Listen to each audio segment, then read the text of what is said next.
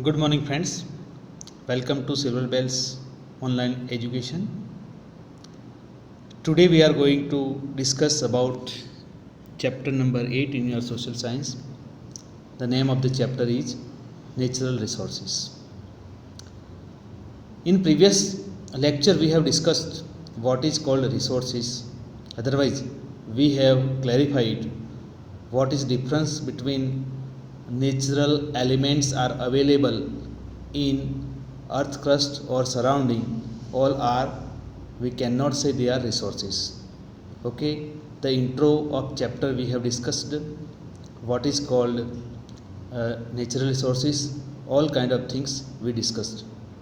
बेटा हमने देखा था कि किसे हम नेचुरल रिसोर्सेज बोलते हैं और अर्थ क्रस्ट में जो पाया जाता है या सराउंडिंग में सारी चीज़ों को हम नेचुरल रिसोर्सेज नहीं बोल सकते, क्योंकि नेचुरल रिसोर्सेज वही होता है जो हम पहले तो अपनी एक्सपर्टाइज या नॉलेज से उसे पा लें और पाने के बाद भी उसका यूज़ हमको पता हो कैसे किया जा सकता है। और दूसरी बात, इकोनॉमिकली हमको वो अफोर्डेबल होना ज़रूरी है। ये सारी चीज़ें हमने प्रीवियस चैप्टर में डिस्कस की थी। ओके, उसके अलावा यूज ऑफ रिसोर्सेस जो है वो तो थोड़ा बहुत डिस्कस किया था, पर हम वहाँ से थोड़ा स्टार्ट करते हैं, थोड़ी चीज़ें रिवीजन में ले लेते हैं। Use of resources are useful to us in many ways. We learn about its role gradually at every stage of human life. All activities from agriculture to industries ultimately dependent on natural resources. Let us know more about it. As we discussed, gradually we became aware about the many things, okay, and we started the thing in our utilization. जैसे जैसे हमको पता चलने लगा सारी चीज़ों का, okay, पहले एक टाइम पे हम स्टोन एज में थे तो स्टोन जो मिल रहे थे उसके हिसाब से हम उसका यूटिलाइजेशन करते थे। फिर व्हील का पता चला, फिर मिनरल्स पता चले। मिनरल्स के बाद ऐसा समझ में आया कि मिनरल्स को हम सपोज कोई जगह इंडस्ट्री में भी यूज़ कर सकते हैं।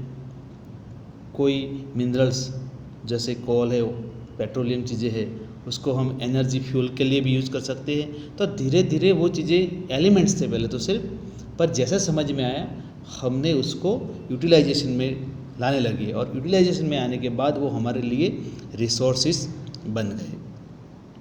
अब वो हमारे रिसोर्सेज कैसे कैसे बने वो समझते हैं। रिसोर्स एज ए फूड, तो हमारी बॉडी के लिए जो ज़रूरी है सबसे पहली बात वो फ्रूट। ओके, अपने आजू बाजू जो भी एग्रीकल्चर लैंड है, प्लेन लैंड है, अदरवाइज नहीं थी, फॉरेस्ट्री थी, तो उसको भी प्लान करके हमने उसमें एग्रीकल्चर किया। We are going to discuss about it.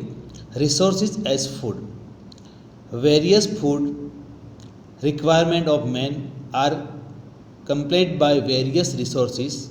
Fruits grown naturally, various crops obtained through agriculture, milk and its products, and meat obtained through domestic animals, fish and other aquatic animals from reservoirs, honey prepared by honeybees etc. are used as a food items. तो इसमें लिखा है कि fruits grown naturally, various crops obtain through agriculture. Okay, कुछ जैसे अभी तो हम बोलते हैं कि भाई फ्रूट्स के लिए भी हम बागायती खेती करते हैं सारी चीज़ें, ओके, पर कुछ ऐसे होते हैं ट्री जो ऐसे ही मतलब ग्रो हो गए होते हैं। और उसके साथ दूसरी बात, क्रॉप्स की बात की जाए तो क्रॉप्स की बात ऐसी है कि हमने एग्रीकल्चर जैसे समझ में आया उसके हिसाब से हमने अलग अलग चीज़ों का एग्रीकल्चर का एक्टिविटी स्टार्ट किया और हमने अलग अलग चीज़ों को उगाया और पाया। हाँ, फॉरेस्ट्री भी हमने स्टार्ट की। ओके, हनी जो है हनी बी से हनी प्रिपेयर किया और मार्केटिंग तक उसको पहुंचाया। ओके, तो पहला हमारा जो रिसोर्सेस है वो कैसे फूड के लिए, जो हम हमारी बॉडी के लिए जो सबसे एसेंशियल चीज़ है वो हमने एज ए फूड रिसोर्सेज पाया हमारे सराउंडिंग में से। Then next, resource as source of raw material. Friends, you have to keep this thing in your mind. Suppose whatever industries, secondary sector we can say, or service sector are dependent on primary sector. Okay, in your lower standard, okay, you have been learn about that thing what is primary sector, okay, related to directly natural things mean agriculture, mining and all, okay. Secondary means secondary sector makes finished product, and service sector, okay, it is useful for servicing and all. तो कोई भी मतलब चीज़ raw material के बिना बन नहीं सकती। जैसे मुझे टेक्सटाइल इंडस्ट्री चलानी है तो उसका रॉ मटेरियल मुझे कॉटन चाहिए। तो रिसोर्स जो है किसे बोला जा सकता है, किसे बोला जा सकता है कि जैसे रिसोर्सेस में रॉ मटेरियल जैसे कॉटन की बात की गई है, तो कॉटन हमारे पास अवेलेबल कैसे हो सकता है कि हमारे सराउंडिंग जो लैंड है जिसमें कॉटन अच्छा हो सके, अच्छा ग्रो हो सके, ऐसी लैंड है और वो लैंड में से हम क्या कर सकते हैं, कॉटन ग्रो कर सकते हैं और बेस्ट कॉटन प्रोडक्शन लेके वो टेक्सटाइल मिल तक पहुंचा सकते हैं। तो टेक्सटाइल जो मैंने एग्जांपल दिया, I have given example of textile mill, okay. So textile mills raw material is cotton. So like this way, okay. जो भी जैसे बहुत सारी ऐसी एग्रो बेस्ड इंडस्ट्रीज़ है उसका रॉ मटेरियल एक सोर्स में ही आता है। अब fruits, okay, then again I am telling you resource as a source of raw material. उसके बाद बेटा various goods obtain from forest, agro products, wool, hides and meat available from animals, minerals ores etcetera. Mineral ores मतलब कि कोई भी जैसे ion है तो ज़मीन में जो सीधा मिलता है वो आयन मतलब प्योर आयन नहीं होता, ओके, ये और के फॉर्म में होता है, और में विशुद्धियाँ होती है, बराबर। उसको क्लीन करके हम प्योर आयन, प्योर स्टील ले सकते हैं, okay, from the raw material for many industries. तो उसको रिसोर्स क्यों बोला जा सकता है? जैसे कि इंडिया का एक एग्जांपल ले हम, तो इंडिया का एग्जांपल में अगर समझा जाए तो हमारे पास वो ज़मीन होनी चाहिए, वो अर्थ क्रस्ट होना चाहिए जिसमें हमको मिनरल रिलेटेड चीज़ें मिले और वो मिनरल्स हमारी इंडस्ट्री को चलाए। तो एग्रो बेस्ड इंडस्ट्रीज़ के लिए, एग्रो बेस्ड जो रॉ मटेरियल चाहिए इंडस्ट्रीज़ के लिए, ओके, मिनरल बेस्ड जो है रिसोर्सेज की ज़रूरत होती है, ओके, वो हमारे देश में होने ज़रूरी है और हम उसको निकाल सके और उसका यूटिलाइजेशन भी हमको आना ज़रूरी है। इसीलिए ध्यान में रखना बेटा कि resource as source of raw material, बराबर। तो पहला फूड की बात हो गई, दूसरी जो बात हो रही है वो रॉ मटेरियल के लिए। आपको याद कैसे रखना है, एक फूड, दूसरे नंबर में रॉ मटेरियल। उसके बाद बेटा आता है energy resources, source as a energy resources.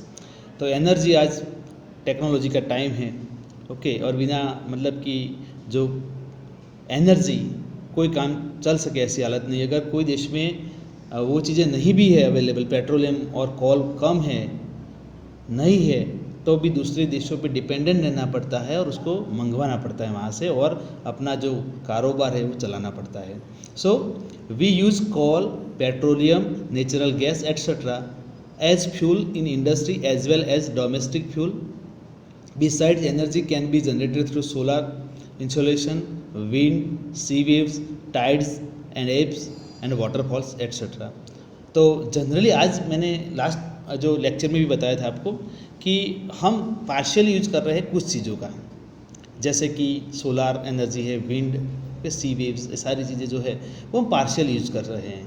बाकी जो मेन यूज होता है अभी तो कोल और पेट्रोलियम, हमारी जो इलेक्ट्रिसिटी या हमारे जो व्हीकल हम चलाते हैं, पर्सनल व्हीकल है या कमर्शियल व्हीकल है या मशीनरी चल रही है, वो सारी चीज़ें सिर्फ और सिर्फ एनर्जी पे डिपेंडेंट है। और वो एनर्जी अब हमारे देश की बात अगर की जाए तो पेट्रोलियम पे डिपेंडेंट है या कोल पे डिपेंडेंट है, ओके। तो खास ध्यान रखना है एनर्जी रिसोर्सेज। मैं फिर से आपको रिमाइंड करवा देता हूँ, resource as a food, resource as a source of raw material, कोई भी इंडस्ट्री चलाने के लिए उसका रॉ मटेरियल। उसके बाद resources as energy resources, okay. तो वहाँ तक मैंने आपको क्लियर करवाया। अब types of resources, last period में मैंने आपको बताया था कि हम डिस्कस करेंगे, अब उस पर बराबर ध्यान देना बेटा। Resource, types of resources, resources are classified as follows on the basis of ownership. Ownership उसका मालिक कौन है, on the basis of re availability, okay, we can get, okay, next time that the same thing, okay, reavailability, renewable non renewable on the basis of distribution center, वो कहाँ पे आए हैं, खास ध्यान रखना। रिसोर्सेज में क्लासिफाइड आपको क्वेश्चन आए तो ध्यान क्लियर करना है कि on the basis of ownership, on the basis of reavailability, on the basis of distribution, वो कौन सी जगह पे, कुछ चीज़ें अलग हमारे अगर देखा जाए तो topography of India is different, okay, Kashmir से राजस्थान बिल्कुल अलग है, बराबर, साउथ इंडिया भी अलग है, तो अलग अलग जैसे हमारी टोपोग्राफी अलग है उसके हिसाब से हमको जो मिनरल्स भी मिल रहे हैं या जो एग्रो बेस्ड चीज़ें भी मिल रही है वो सारी अलग अलग है, और उसका मालिक भी हम देखेंगे अलग अलग है कैसे। देखो टेबल उसमें दिया बेटा, ओनरशिप, उसके बाद डिटेल्स दिए, एग्जाम्पल्स दिए। Individual resources own by an individual और family, okay, land, building etcetera. जैसे आपका मतलब कोई फार्म हो, ओके, तो उसकी जो ओनरशिप आपकी होती है, आप उसमें से जो भी प्रोडक्शन करते हो तो उसके मालिक आप होते हो, और आप you are liable to do anything with that. अगर आपको बेचना है, आपको रखना है, क्या करना है, वो ओनरशिप आपकी है, पावर ऑफ पेटेंटी आपकी खुद की है। तो इंडिविजुअल, ओके, व्यक्ति की ओनरशिप हम देखेंगे, ओन्ड बाय इंडिविजुअल, एक पर्सन की या फैमिली की हो। जैसे आप घर में 4 जन हो तो पापा है, सारी चीज़ों प्रॉपर्टी है, जब तक वो है तब तक उसके ओनर वो गिने जाएंगे, फिर नेक्स्ट उनके बाद आप होंगे, और जो भी ऐसे बंटवारा होता है तो उसके हिसाब से सबको प्रॉपर्टी में हिस्सेदारी मिलती है, ओके। और वो एग्जाम्पल में क्या आएगा बेटा, लैंड, बिल्डिंग, वो सारी चीज़ें ओनरशिप में आएंगी, पर किसकी, इंडिविजुअल, खास ध्यान रखना, ओनरशिप पर किसकी, इंडिविजुअल रिसोर्सेज, इंडिविजुअल ओनरशिप। उसके बाद नेशनल रिसोर्सेज, हाँ देश की बात, okay, own by a country और रीजन, ओके, पूरा एरिया बड़ा सा, ओके, जिसमें आर्मी है, इंटरनेशनल ट्रेड है, बराबर, वो जो हो रहे हैं वो कोई एक जन के हाथ में नहीं होता, वो देश का कामकाज होता है, दूसरे देश से बिजनेस करना है, ओके, आर्मी को कहाँ क्या करना है, अदरवाइज आर्मी को किस तरह से रखना है, वो डिसीजन किसके पास होते हैं, नेशनल रिसोर्सेज, देश उसका जो मालिक होता है, we can say. Then global resources, all physical और non physical resources which are used for human welfare, resources of common ownership of all nation of the world, okay, all physical or non physical resources which used for human welfare, कि लोगों के लिए मतलब कि उनकी भलाई के लिए जो चीज़ें, जो रिसोर्सेज यूज़ किए जाते हैं, ओके, कुछ कंट्री मतलब कि इसकी उनकी इकोनॉमी अच्छी है, ओके, और वो सपोर्ट करते हैं। उसके बाद कुछ चीज़ें जैसे कि क्वेश्चन का कुछ पार्ट है कि उसमें नहीं दिया आपको, पर वो कोई एक देश का बिलोंग नहीं करता, कुछ एरिया छोड़ के, सपोज इंडिया के पास जो भी है एशिया का एरिया, वो कुछ एरिया छोड़ के बाकी है किसका, तो वो हम बोलेंगे global ownership, otherwise global resources में आएगा, और उसमें से मतलब कि इंटरनेशनल लेवल पे डिसीजन लिए जाते हैं और उसका जो है यूज़ किया जाता है, ओके। तो हमने बेटा ये देखा ओनरशिप किसकी, डिटेल्स में हमने देखा और उसके एग्जाम्पल्स भी देखे। Then resource can be classified as follow on the basis of distribution, okay। Resources को हम कैसे डिस्ट्रीब्यूट कर सकते हैं, कैसे अलग कर सकते हैं, according to distribution area, details, examples. Universal resources, okay, universal मतलब कि कोई भी उसका मालिक हो सकता है, universally, okay, universal resources, useful gas in the atmosphere, जो भी ऑक्सीजन और जो भी गैस अवेलेबल है, कोई नहीं बोल सकता भाई ये मेरे देश का ऑक्सीजन है, you can not utilise. Suppose हमारी बॉर्डर पाकिस्तान और इंडिया के बीच का जो भी एरिया सपोज, तो ऐसा नहीं बोल सकता पाकिस्तान का जो है ऑक्सीजन आपने ले लिया और इंडिया का आपने दे दिया, चाइना ने ले लिया। ज़मीन की मगजमारी हुई आज तक ऐसा नहीं हुआ है, ओके, कि भाई आपने हमारा ऑक्सीजन ले लिया, ओके, नाइट्रोजन नहीं दिया, ऐसा कोई प्रॉब्लम नहीं है, क्योंकि वो यूनिवर्सल रिसोर्सेज में आता है।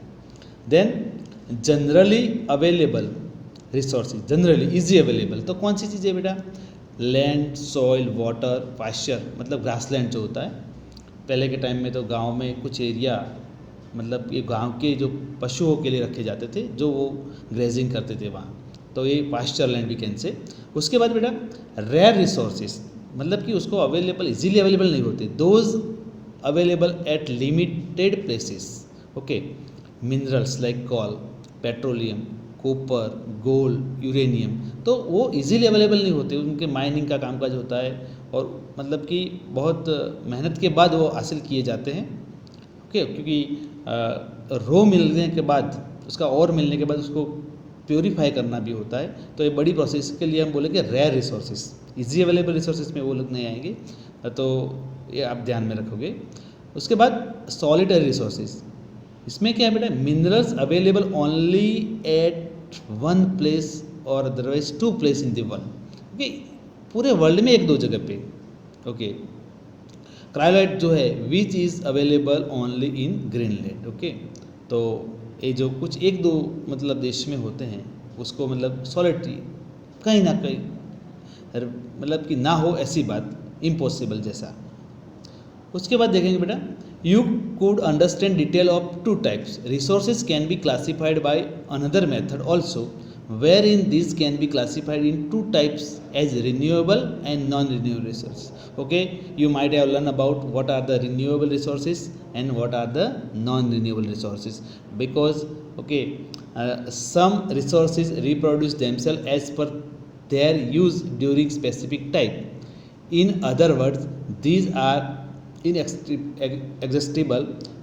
Solar insolation, winds, birds, animals, bioresources etcetera. मतलब कि एक बार सपोज आपने यूज़ कर दिया है तो शॉर्ट ऑफ टाइम में वो अवेलेबल है। ओके, एक बार आपने पानी का यूज़ कर दिया तो बारिश आएगी, अब यूज़ करोगे, एयर का यूज़ किया, then you can get. Okay, animals में भी क्या नया बच्चा जन्म लेता है तो उसके हिसाब से वो अवेलेबल होता है।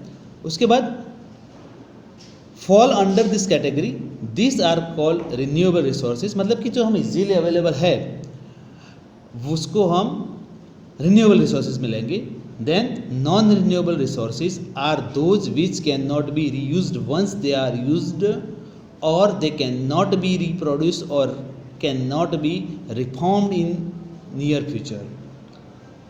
जो हमने एक बार यूज़ कर लिया, पेट्रोलियम यूज़ कर लिया, कोल यूज़ कर लिया, एक बार we have utilized, then we can not say within a short of time we can get, it's impossible, वो अवेलेबल नहीं होते, तो हम उसको नॉन रिन्यूएबल में लेंगे। वो सारी चीज़ें आप मतलब कि लोअर स्टैंडर्ड में पढ़ के आए हो।